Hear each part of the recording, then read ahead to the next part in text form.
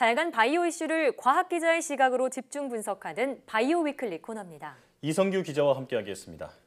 안녕하세요. 어서 오세요. 네. 먼저 이번 주 위클리 이슈부터 소개해 주시죠. 미국 FDA에서 코로나19 치료제로 긴급 사용이 승인된 그 렘데시비르 관련 소식부터 전해드리겠습니다. 예. 미국 길리어드 사이언스는 코로나19 치료제로 쓰이는 렘데시비르를 연내 200만 명분까지 늘려 공급하겠다고 밝혔습니다. 다음은 말라리아 치료제 클로리킨 소식입니다. 신종감염병 중앙임상위원회는 국내에서 말라리아 치료제 클로리킨의 코로나19 치료 사용을 권고하지 않기로 했습니다. 예. 마지막은 이 백신 연구 지원 소식인데요. 국제민관협력연구기금인 라이트 펀드는 코로나19 백신 등 연구 개발에 180억 원을 추가로 지원하기로 했습니다. 네, 자, 이번 주에도 역시 코로나19 치료제와 백신 관련한 소식이 줄을 이뤘군요. 자, 한편 글로벌 연구기금인 라이트 펀드가 코로나19 백신 개발을 비롯한 감염병 연구에 180억 원을 추가 지원하기로 했다는 소식도 전해졌습니다. 국내에서도 정부 출연 연구기관에서 발굴한 백신 후보 물질을 민간 기업에 기술 이전하는 등 관련 연구가 활발히 진행되고 있는데요. 오늘 바이오 포커스에서는 코로나19 백신 개발을 진행하는 휴벳 바이오 정형화 대표이사와 자세한 이야기 나눠보겠습니다. 어서 오십시오. 어서 오세요. 네, 안녕하십니까? 네. 생명공학연구원으로부터 코로나19 바이러스 제조합 단백질 백신 후보 물질을 기술 이전 받았다 이렇게 알려졌는데 일단 말이 참 어렵거든요. 네. 네, 제조합 단백질 백신이란 무엇이며 또 장점이 어떤 건지 설명해 주시죠. 예, 간단히 먼저 코로나19 바이러스의 그 감염 과정을 하도 이제 언론 보도가 많아서 다들 잘 알고 계실 것이지만 간단히 말씀드리겠습니다. 먼저 바이러스 표면에 스파이크 단백질이 인체 호흡기 세포의 수용체에 결합을 하게 되는데 이것은 알기 쉽게 열쇠와 자물쇠의 관계로 많이 표현됩니다. 예. 그리고 이제 간단하게 백신의 원리는 인간의 면역 체계를 학습시키는 것이죠. 이 열쇠를 인공적으로 만들어서 그것이 제조합 단백질입니다. 인간의 면역 체계를 학습시키는 방법에 따라 백신의 종류가 나뉘어지겠는데 저희들은 제조합 단백질로 중화 항체를 형성시켜서 그 열쇠를 방지함으로써 감염을 막는 그런 예방 기능을 수행하고자 합니다. 그리고 네. 장점은 이 백신은 안전성과 유효성 모든 신약이 그렇습니다. 그런데 사실은 유효성보다 훨씬 중요한 게 안전성이에요. 예. 그런데 저희 제조합 단백질 백신은 굉장히 안전하다고 알려져 있고 그래서 네. 많은 사람들이 가장 많은 경우에 이걸 개발하고 있고 제품화된 예도 많으며 그다음에 높은 중화항체 형성능을 가지고 있다고 알려져 있습니다. 일반적으로. 따라서 안전성과 유효성을 동시에 만족시킬 수 있는 가장 최적의 솔루션이 아닐까 생각하고 있습니다. 네. 자, 일단 기존에는 우리가 백신을 만들 때 실제 바이러스를 기반으로 하잖아요. 네. 그런 것과 달리 인공적으로 단백질이라는 항원을 이용해서 백신을 만든다는 점에서 안정성이 더 높다라고 설명을 해주셨는데요. 자, 한편 기술 이전을 받았다는 소식 앞서 전해드렸죠. 이제 본격적으로 연구가 시작이 된다 이렇게 볼 수가 있을 텐데 앞으로 임상시험 계획은 어떻게 갖고 계신지 궁금하고요. 또 상용화 소식도 들어볼 수 있을까요? 예, 먼저 보통 통상적인 경우에 기존에 알려진 바는 이제 신약은 그 블록버스터는 뭐 10년, 뭐 10조 뭐 이런 식의 과장되게 말씀드리면 그런 이제 패러다임이었는데 지금 굉장히 이제 패스트 트랙으로 패러다임 전환이 일어나고 있습니다. 예. 그리고 이제 범정부 지원단에서 코로나19 치료제 및 백신과 관련한 어떤 타임테이블을 공개한 적이 있고 그래서 저희가 이제 자의적으로 계산한 것은 아닌데 이것에 의하면 한 27개월에서 41개월 굉장히 앞당겨진 것이죠. 예. 그래서 요거의 평균으로 저희가 한 34개월 만에 출시를 목표로 잡아서 결론적으로 임상시험 돌입은 2021년 초 그다음에 상용화 시기는 2023년 초 출시를 목표로 하고 있습니다. 굉장히 그렇군요. 낙관적인 스케줄이긴 합니다. 예. 네. 지금 이제 굉장히 낙관적인 네. 백신 개발 스케줄을 설명해 주셨는데 네. 미국 바이오기업 모더나 같은 경우에도 지금 인체 임상시험에 들어갔지만은 사실은 이 백신 개발이 상당히 어렵다는 게 전문가들의 전반적인 의견이거든요. 예. 이 코로나19뿐만 아니라 거의 대부분의 신종 감염병이 발생했을 때 백신 개발이 사실 굉장히 어려운 이유 어디에 있다고 볼 수 있을까요? 먼저 어려운 이유는 아까 말씀드렸지만 안전성과 유효성을 기술적으로 충족시키기가 단시간 내에 매우 어렵습니다. 예.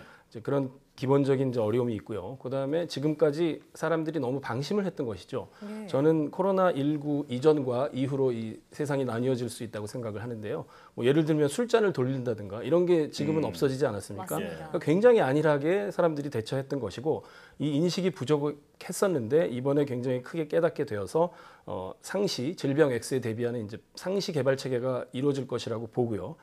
그다음에 메르스 등 시장성이 부족한 경우는 뭐 개발을 하면 뭐 하나 뭐 이런 것 때문에 또 중단된 경우도 있습니다. 예. 그리고 또 어려운 게 이제 바이러스 등의 변화무쌍한 유전자 아, 그렇죠. 변이인데요. 뭐 이것에 대해서는 뭐 기회가 있으면 다시 설명드리겠습니다. 지금 이제 방금 그 바이러스 유전자 돌연변이 문제를 네. 언급하셨는데 사실 이제 정부가 이렇게 개발 기간이나 그런 규제를 좀 단축을 해서 지금 패스트 트랙으로 백신 개발을 지원하고 있잖아요.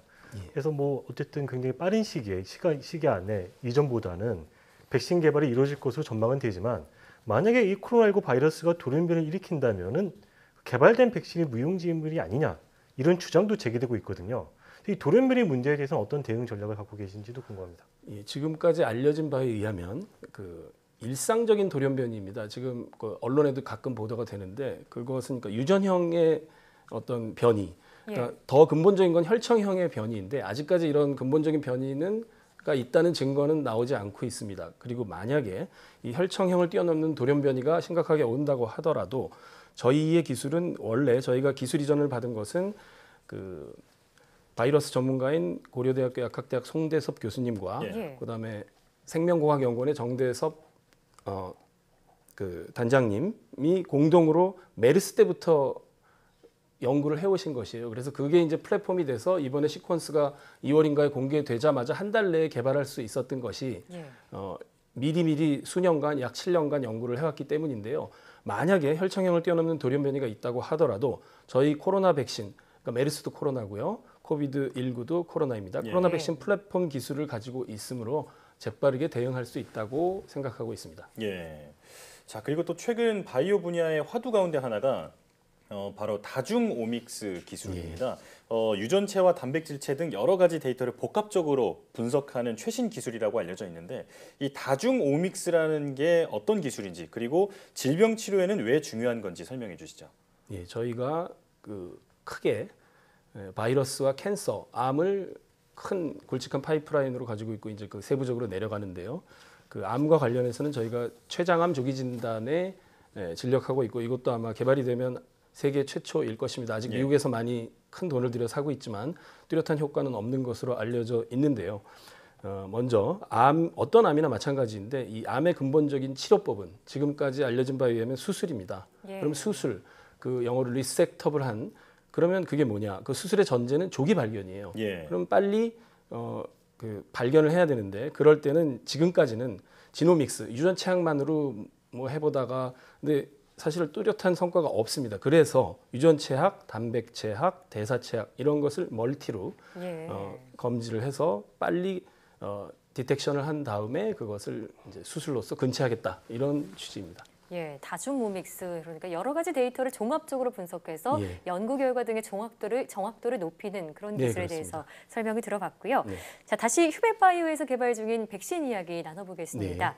코로나19 백신 개발 외에도 진행 중인 여러 가지 파이프라인이 있을 것이라고 생각이 되는데 예. 어떤 것들이 대표적인지 소개해 주시죠. 예, 저희가 5월달에 생명공학연구원으로부터 기술 이전을 받은 것이 이제 코로나19 백신 항원, 그 다음에 범용 인플루엔자 백신이라고 있습니다. 네. 간단히 설명을 드리면 3가 백신, 4가 백신 이것은 그 서브 타입, 그 아형들이 계속 변이돼서 나타나기 때문에 그 WHO가 매년 준비해서 이렇게 발표를 하고 그걸에 따라서 제약사들이 만드는 것인데 이 유니버설 백신은 그런 서브 타입 약 144개라고 알려져 있는 그 모든 아형들을 예방할 수 있는 꿈의 인플루엔자 백신, 독감 예. 백신입니다. 네. 그런 파이프라인을 이것도 이번에 기술 이전을 받은 바 있습니다. 그다음에 아프리카 돼지 열병 관련한 그 진단 기술을 또 기술 이전을 받았습니다. 네. 그리고 저희가 이제 아직 스타트업 바이오텍이지만 굉장히 많은 이제 파이프라인들을 가지고 있는데요. 그리고 ASF 그러니까 아프리카 돼지 열병도 똑같이 네. 제조합 단백질 백신을 추진할 계획을 가지고 있습니다만 지금 인원 충원 및 조직을 확장해서 차근차근 해 나갈 예정입니다. 네. 지금 다양한 그 신약 개발과 관련한 파이프라인을 설명해 주셨는데 이 어떤 신생 바이오 기업 입장에서는 이런 파이프라인을 연구를 진행하는 것도 중요하지만은 네. 사실 이제 주식 시장에 상장이나 등록하는 게 어떤 중요한 또 이슈 중에 하나잖아요. 네. 이 주식회사 제도에 대한 어떤 개인적인 견해 같은 게 있으시면 좀 말씀 좀 해주시죠. 예, 저는 이 주식회사 제도는 인류가 발명한 것 중 최고의 발명품 중 하나라고 생각을 하고요. 일단 그리고 자본주의 꽃이라고 생각을 합니다. 굉장히 소중한 제도인데 이 제도는 그 사적 자체의 원칙, 이게 저희 헌법이 이제 이런 것에 기반하고 있죠. 예. 이 근대적 합리성에 입각한 이런 특히 로마법의 법원에 따라서 계약은 지켜져야 한다. 굉장히 이 거래계에서 계약이 지켜지는 룰이 지켜지는 게 중요하고요. 그리고 이건 사적 자치로 자기가 의사결정한 것이기 때문에 그 다음에 프리하고 페어한 자유롭고 공정한 경쟁 질서가 이루어져야 된다고 생각을 합니다. 예. 그런데 소수의 위반자들이 계세요. 이거는 관리직이건 연구자이건. 근데 이게 황금 비율 어떤 규제와 자율의 그 절묘한 규제를 안 할 수는 없고 너무 또 규제를 하면 연구가 저해될 수 있고 그런 균형점을 찾는 것이 필요하다고 생각합니다. 네, 이 불공정한 일이 일어나지 않도록 철저히 관리하는 것도 중요하겠죠. 네. 자, 그리고 미국은 실리콘밸리와 바이오밸리 같이 벤처 기업이 이 융성하기 좋은 생태계를 갖추고 있습니다. 한국에서도 벤처 기업이 융성하기 위해서는 어떤 환경이 조성돼야 한다고 생각하시는지요? 예, 제가 방금 말씀드린 인류 최고의 발명품 중에 하나인 주식회사 제도를 정교하게 운영을 해야 되겠고요. 여기서 굉장히 중요한 게 교육 제도라고 생각을 합니다. 네. 그리고 제가 벤처 기업을 하면서 느낀 것은 전문 지식도 중요하지만 그거보다는 데이터와 팩트를 중시하는 제도 및 관행 이것이 어려서부터 교육이 돼야 되겠고 의외로 무슨 고급 영어나 고등 수학이 아니라 국어와 산수가 굉장히 중요합니다. 예. 이것은 좀 그렇게 기초학문이요? 생각하고 네, 그렇습니다. 그다음에 이 저희가 이제 기술 이전을 받다 보니까 공공기관 대학에서 기술을 이전을 받게 되는데요. 이 시스템이 어떻게 되어 있냐면 짧게 말씀드리면 기관이 있고 발명자가 있어요. 근데 거기에 부수되는 어떤 법률적인 뭐 쟁점이라든가 그다음에 그 사후 관리라든가 이런 부분이 굉장히 투명하고 공정하게 관리되면 또 저희 그 기술 강국으로 꼽힐 수 있다고 생각을 합니다. 네. 그다음에 벤처 투자 생태계와 관련해서는 저희가 중소기업청의 팁스라는 프로그램 이스라엘 것을 본딴 것인데요. 그것으로 시작을 하였습니다. 그리고 굉장히 감사히 생각하고 이렇게 정말 옛날에 사업하시던 분들에 비하면 굉장히 복받은 환경이긴 한데 다만 약간의 그러니까 도덕적인 기업 이러면 너무 진부하고 좀 더 구체적으로 뭐 아껴 쓰는 기업 뭐 이런 뭐 그런 기업한테는 플렉서블하게 유연성을 부여하라. 이제 전문용어로 피버팅이라고 하는데요. 그 스키를 탈 때 이렇게 방향을 전환하는 거. 이거 대부분의 지금 바이오 벤처도 그렇지만 처음에 하고자 했던 걸로 성공한다기보다는 항상 피버팅으로 이렇게 생존을 해서 성공하는 경우가 훨씬 많습니다. 분야를 바꾸기도 하죠. 네, 그래서 좀 양심적인 아껴 쓰는 기업에게는 피버팅을 과감하게 허용해 줄 수 있는 제도를 요청드리는 바입니다. 네. 자, 정말 코로나19 사태로 K-바이오, 또 K-헬스 등이 전 세계적으로 주목을 받고 있는데요. 말씀하신 여러 가지 규제 완화 등을 비롯해서요. 신생 기업도 성장할 수 있도록 전문 인력 양성 등을 통한 그런 정부의 지원이 필요하겠다는 생각이 듭니다. 자, 지금까지 이성규 기자, 또 휴백바이오 정용화 대표이사와 함께했습니다. 오늘 말씀 고맙습니다. 네, 감사합니다.